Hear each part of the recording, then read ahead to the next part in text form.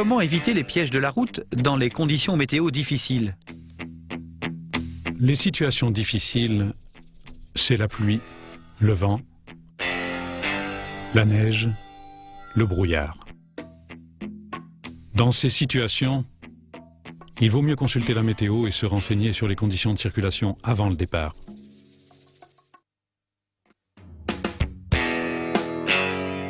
Par temps de pluie, la route est glissante et la visibilité mauvaise. Il faut donc réduire sa vitesse, augmenter les distances de sécurité et s'arrêter plus souvent. Ces règles sont valables pour toutes les conditions météo difficiles. Il faut aussi conduire en souplesse, freiner plus tôt et moins fort, accélérer modérément, éviter les flaques et les marquages au sol rendus glissants.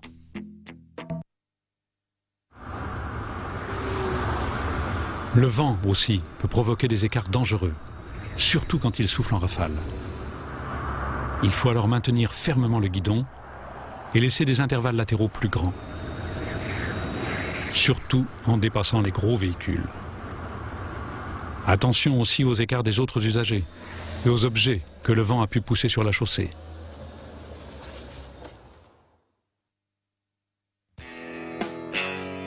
Est-il possible de pratiquer la moto par temps de neige ou de verglas?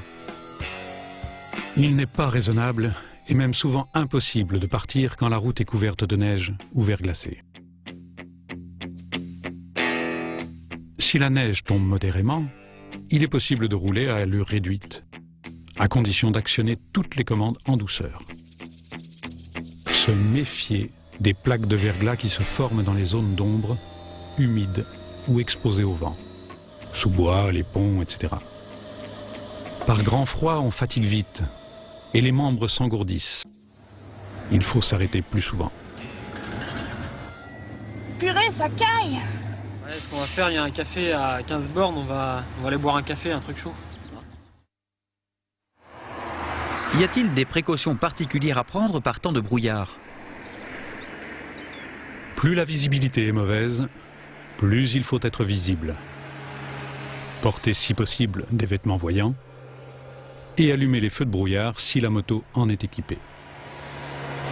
Et puis, bien sûr, adapter sa vitesse à la visibilité et bien rouler à droite. Il faut aussi augmenter les intervalles de sécurité pour éviter les risques de carambolage et se guider si nécessaire avec le marquage au sol. La fatigue visuelle et nerveuse impose de s'arrêter souvent. On en profite pour nettoyer l'écran du casque ou des lunettes et tous les feux.